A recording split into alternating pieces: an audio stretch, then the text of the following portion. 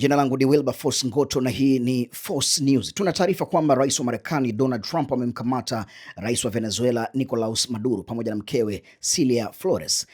Jambo kama hili linawezekana liko limeshangaza duniani, ukizingatia kwamba Nicolas Maduro ni kiongozi mkuu wa taifa huru la Venezuela, lakini Marekani wao wana taratibu zipi ambazo zinawaruhusu kuweza kuingilia mipaka ya taifa lingine na kuweza kuchukua hatua ambayo wameichukua? Naenda kuzungumza na mchambuzi wa masuala ya siasa Evans Kamenge, na anaanza kumuuliza kwamba Marekani, hatua hii ambayo wameichukua wao, ni mamlaka yapi yanawapa kufanya hicho walichokifanya? Ndio, kwanza ni taarifa ya kushtusha kidogo, kwa sababu hatujazoea taifa moja kwenda kuingilia taifa jingine na kuchukua jukumu kubwa kama hilo la kumchukua kiongozi mkuu wa taifa na kumshikilia kama sio amri ya mahakama ya uhalifu ambayo imeundwa kwa ajili ya taratibu kama hizo.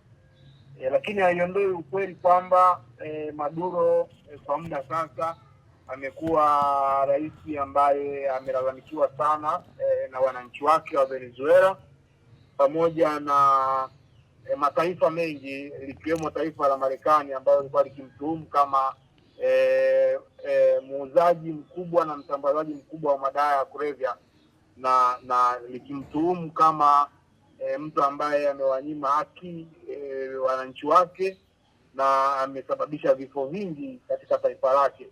Na hata ukiangalia katika taarifa ya UN Fact Finding Mission ya Venezuela ya mwaka 2025 unaona kwamba ilionyesha watu wengi wamekufa kinyume na utaratibu na wameuawa bila kufuata sheria za Venezuela. Kwa hiyo inakuwa ni news ambayo iko false news, lakini ni ya kweli kwa sababu imetokea na kwa mara ya kwanza experience kipya kwamba Marekani ana uwezo wa kuingia kwenye taifa lolote akamchukua rais wake na baadaye itakuwaje. Tuna hamu ya kujua baadaye itakuwaje. Evans Kamenge, wengine wanaweza wakasema Marekani hawezi kutia mkono ambapo hapati chakula.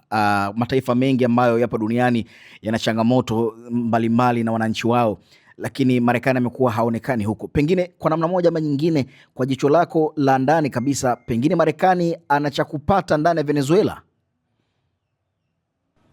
Venezuela ni nchi tajiri kwa maana ya rasilimali. Ukiamua kuangalia hilo, utaliangalia kwa upande huo kwamba Marekani pengine anamuondoa Nicolas Maduro na utawala wake ili aweke utawala mwingine. Pengine ule utawala anafikiri unaweza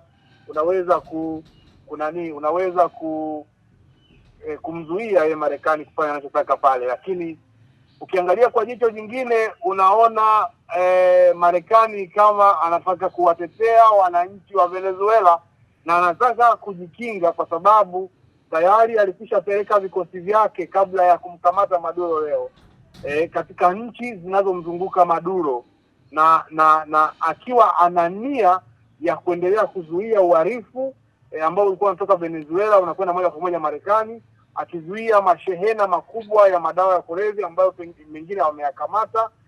Aliweka vikosi Panama, Colombia, ameweka vikosi Aruba. Hii ilikuwa ni moja ya kujilinda. Sasa unaweza ukaamua wewe unayechambua utizame rasilimali au utizame yale madhara aliyokuwa anasababisha Nicolas Maduro. Kwa hili Kamenge, kwa kumaliza, Marekani analeta ujumbe gani sasa kwa mataifa mbalimbali ambayo pengine yanakuwa yana ghasia ama yana mpasuko wa kisiasa, kwamba anaweza kaingia katika taifa lolote na kufanya lolote wakati wowote? Si mara ya kwanza Marekani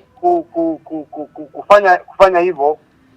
Hii imekwenda kwa aina nyingine na kutoa tahadhari, kutoa warning, ameamua kwenda. Na surprisingly ni kwamba kabla ya masaa machache taifa kubwa la China lilikuwa limetuma washirika wake kuzungumza na Nicolas Maduro kuhusu biashara, lakini baada ya dakika chache sana kikosi kikubwa ambacho kimetoka Marekani kinachoitwa Delta Force, basi hicho kikosi kiliingia moja kwa moja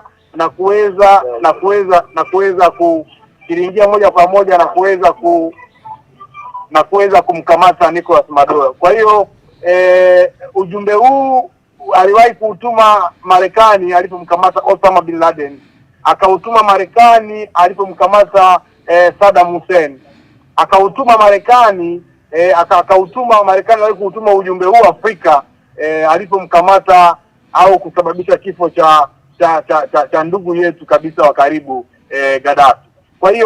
Kwa hiyo si mara ya kwanza na ni ujumbe ambao kama dunia inatakiwa sasa kuanza kuangalia na kutafakari, je, ni taifa linalosaidia dunia au ni taifa linalojitazama lenyewe na kujiimarisha kiuchumi kupitia machafuko katika nchi hizo mbalimbali duniani. Evans Kamenge, nikushukuru sana kwa muda wako kuweza kufafanua haya kupitia Force News.